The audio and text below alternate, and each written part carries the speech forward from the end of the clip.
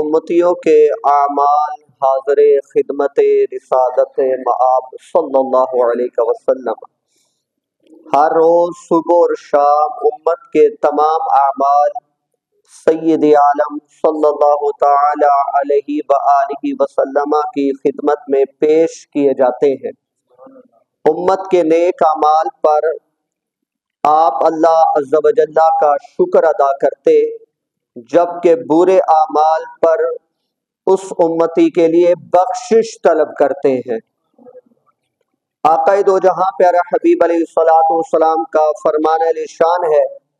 میرا جینا تمہارے لیے بہتر ہے، تم مجھ سے باتیں کرتے ہو اور ہم تم سے تمہارے فائدے کی باتیں کرتے ہیں، جب میں انتقال فرماؤں گا تو میری وفات بھی تمہارے لیے بہتر ہوگی، تمہارے اعمال مجھ پر پیش کیے جائیں گے، اگر نیکی دیکھوں گا تو اللہ تعالیٰ کی حمد کروں گا اور برائی پاؤں گا تو تمہارے لیے اللہ کریم سے مغفرت طلب کروں گا۔ ہر امتی کے حال سے آقا باخبر ہے۔ امام اہل سنت حضرت امام احمد رضا خان علیہ رحمت الرحمن فرماتے ہیں، صرف درود و سلام ہی نہیں بلکہ امت کے تمام اقوال، افعال، اعمال روزانہ 2 وقت سرکار عرش وقار آقا دو جہاں پہ حبیب علیہ الصلوۃ والسلام کی خدمت میں پیش کیے جاتے ہیں۔ سب کچھ جو آپ بولتے ہو وہ بھی، جو آپ کرتے ہو وہ بھی، جو آپ سوچتے ہو وہ بھی، نہ صرف درود پاک بلکہ ہر امتی کا ہر عمل، ہر قول، ہر فعل آقا علیہ الصلوۃ والسلام کی خدمت عالیہ میں روزانہ 2 مرتبہ پیش کیا جاتا ہے۔ احادیث کثیرہ میں تصریح کے ساتھ مطلقاً اعمال حسنہ و سیئہ یعنی اچھے اعمال اور برے اعمال سب حضور اقدس صلی اللہ علیہ وسلم کی بارگاہ میں پیش ہوتے ہیں، اور یوں ہی تمام انبیاء کرام علیہ السلام اور والدین اور اعزاء اقارب سب پر عرض اعمال یعنی اعمال کی پیشی ہوتی ہے۔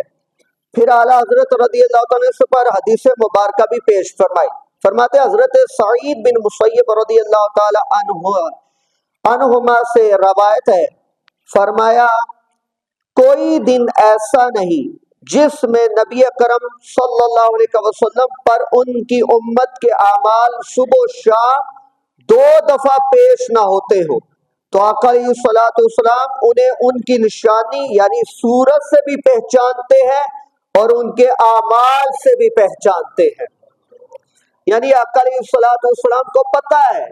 کہ کس صورت کے بندے نے مجھ تک پہنچائی، اس کی صورت بھی سامنے آتی ہے، اور آقا علیہ الصلوۃ والسلام کو یہ بھی پتہ چلتا ہے کہ اس کا عمل کیا ہے، یعنی صورت کیا ہے اور اس کا عمل کیا ہے۔ روزانہ 2 مرتبہ سرکار دو جہاں کی بارگاہ میں پہنچائے جاتے ہیں۔ اس وجہ سے اب آپ ذی وقار مجھ سے لے کر آخری فرد تک، آخری فرد سے لے کر مجھ تک میں جو کر رہا ہوں وہ دن کو بھی سرکار کی بارگاہ میں پہنچ رہا ہے، رات کو بھی پہنچ رہا ہے۔ میں کیا سوچ رہا ہوں، میں کیا کر رہا ہوں، میں کیا دیکھ رہا ہوں، میں کہاں جا رہا ہوں، میں کس طرف جا رہا ہوں، یہ ساری کی ساری چیزیں سرکار مدینہ علیہ الصلوۃ والسلام کی خدمت میں پیش ہو رہی ہے۔ اس پر فرمایا اے عاشق رسول یاد رکھیے، رحمت عالم صلی اللہ علیہ وسلم کی بارگاہ میں امت کے اعمال کی پیشی روزانہ صبح و شام ہونے کے علاوہ پیر، جمعرات اور جمعے کے دن بھی ہوتی ہے، جس کا تذکرہ مختلف روایات میں موجود ہے۔ امام اہل سنت رحمت اللہ تعالی علیہ فرماتے ہیں، بارگاہ حضور صلی اللہ علیہ وسلم میں اعمال امت کی پیشی روزانہ ہر صبح و شام کو الگ ہوتی ہے، پھر ہر پیر اور جمعرات کو جدا، پھر ہر جمعے کو ہفتہ بھر کے اعمال کی پیشی جدا گانا آقا دو جہاں کی بارگاہ میں پیش کی جاتی ہے۔ یعنی روزانہ کی پیشی الگ، یعنی روزانہ کی حاضری صبح و شام الگ ہو رہی ہے، پیر کو الگ ہو رہی ہے، جمعرات کو الگ ہو رہی ہے، اور پھر جمعرات تک جتنے بھی اعمال انسان کرتا ہے وہ سارے کے سارے جمعۃ المبارک کو اجتماعی طور پر سرکار کی بارگاہ میں پیش کیے جاتے ہیں۔ آقا دو جہاں پہ حبیب علیہ الصلوۃ والسلام کے غلاموں فرمایا حضرت سرکار مدینہ علیہ الصلوۃ والسلام ناراضگی اور خوشی ہر حالت میں صرف حق بات ہی کرتے ہیں۔ حضرت سیدنا عبداللہ ابن عمر رضی اللہ تعالی عنہ کا بیان ہے، فرمایا آقا علیہ الصلوۃ والسلام سے جو بات بھی سنتا اسے لکھ لیتا تاکہ اسے یاد کر سکوں۔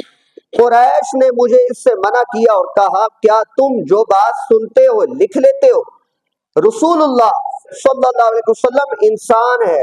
ناراضگی اور خوشی دونوں حالتوں میں کلام کرتے ہیں۔ یہ سن کر میں نے لکھنا چھوڑ دیا۔ پھر جب میں نے رسول اللہ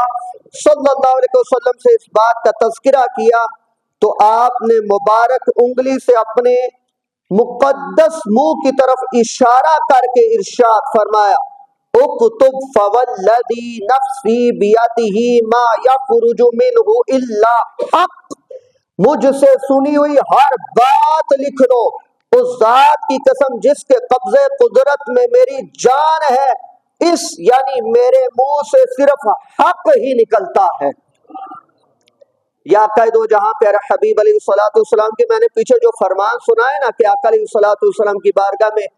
2 مرتبہ روزانہ اور پھر جمعرات اور پھر جمعے کو ہمارے اعمال پیش کیے جاتے ہیں، یہ کس کا فرمان ہے؟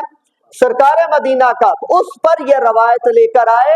کہ یاد رکھیے آقا علیہ الصلوۃ والسلام کی زبان اطہر سے جو نکلتا ہے وہ حق نکلتا ہے، یعنی کیا یہ بات حق با جانب ہے کہ ہمارے ہر عمل سے سرکار مدینہ باخبر ہے،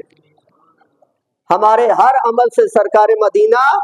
باخبر ہے۔ اس وجہ سے ہمیں قدم بھی ذرا دیکھ بھال کر اٹھانا چاہیے باب ذی وقار کہ کہیں ہمارے سرکار ناراض نہ ہو جائے، ہمارے کسی عمل سے، ہمارے کسی فعل سے، ہمارے کسی بھی سوچ سے